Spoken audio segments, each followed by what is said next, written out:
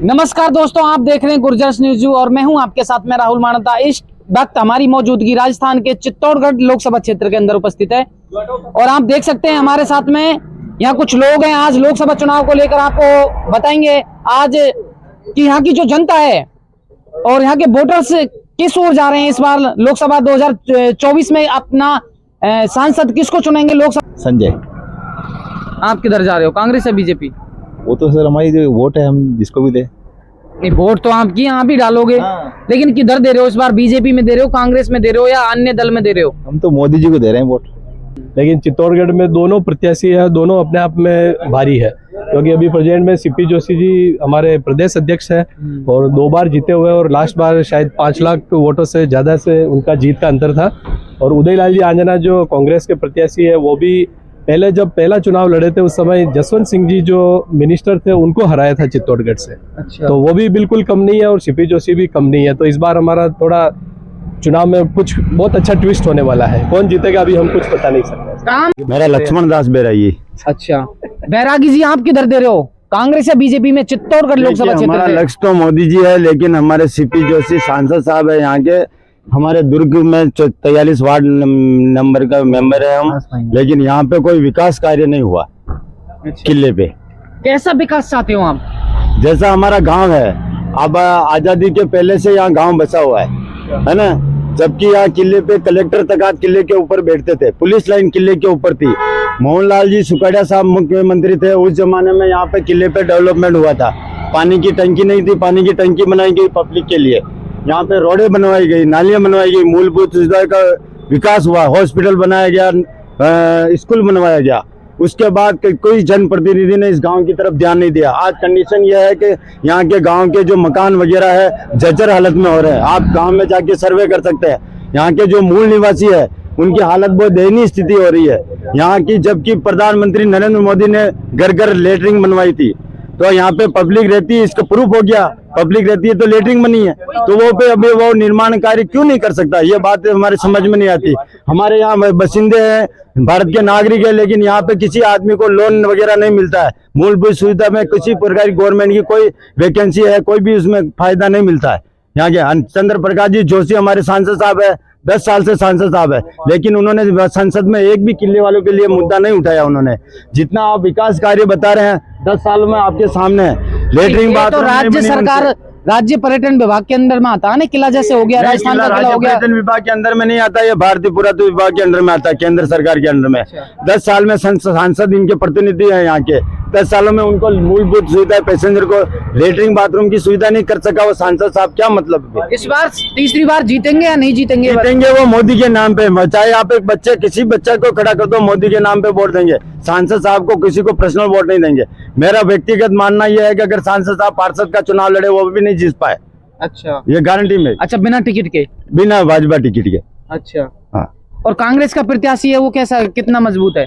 मजबूत तो नहीं है। मैंने क्या कहा, नरेंद्र मोदी के दिलो दिमाग में पब्लिक के बैठे हुए, मोदी जी को ही वोट देंगे लोग। अच्छा, वहाँ क्यों? और भी तो दल हैं और दलों की तरफ क्यों नहीं देख रहे? विकास उन्होंने जो इतने 60 सालों में जो विकास नहीं हुआ, नरेंद्र मोदी ने 10 सालों में करके दिखाया। जितने वादे किए वो सब वादे पूरे करके दिखाए।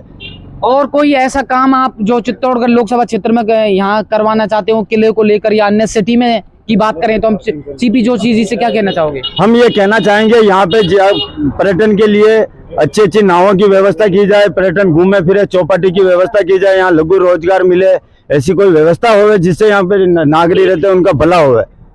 नहीं कि ये रेलिंग बनाई, उन्होंने रेलिंग बनाई, जितने भी गांव में पशुधन था सबका चारा, पानी की समस्या पैदा हो गई। आप गांव में देख सकते हैं मोन्यूमेंट पे सुअर घूम रहे, गायें घूम रही, कितने जानवर घूम रहे। तो इसलिए घूम रहे क्योंकि चारों तरफ उन्होंने रेलिंग लगा के पैकिंग कर दिया। जो घास खाने की जगह थी वहां तो पहुंच नहीं पा रहे जानवर, तो वो मोन्यूमेंट भी आएंगे। आप जाके सर्वे कर लीजिए, वर्ल्ड हेरिटेज मोन्यूमेंट विक्टी टावर में उसके आस पास सुअर घूम रहे।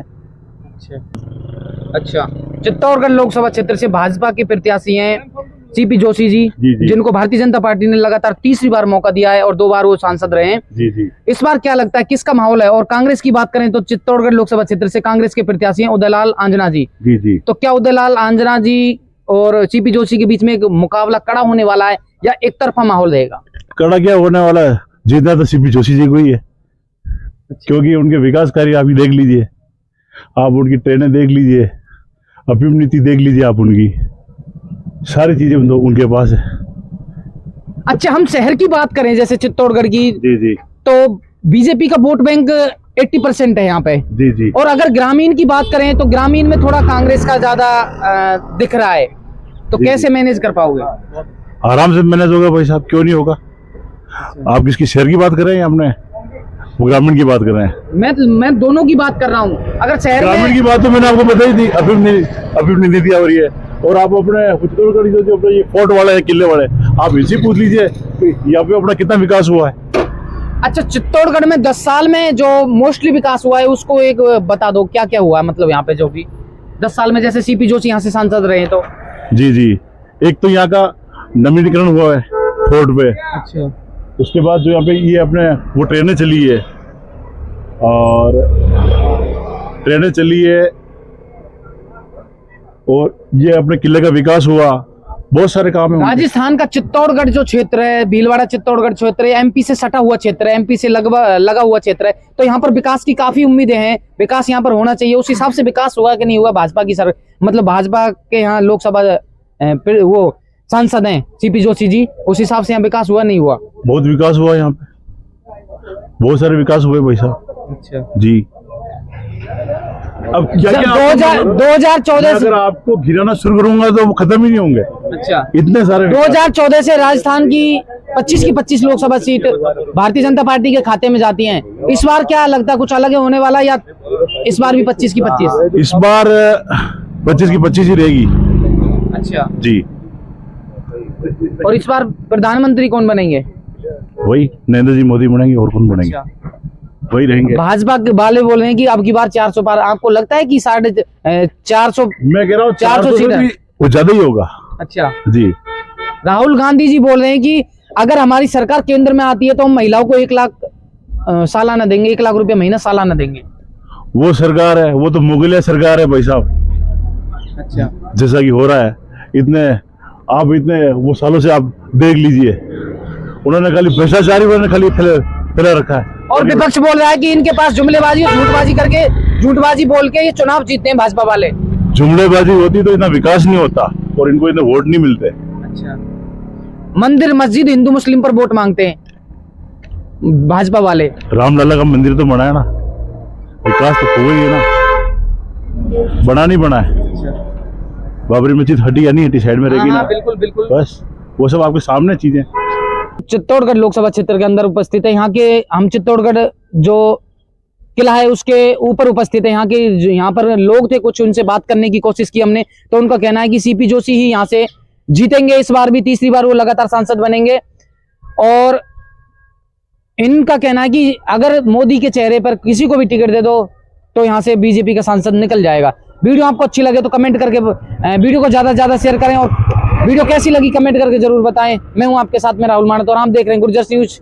जय हिंद।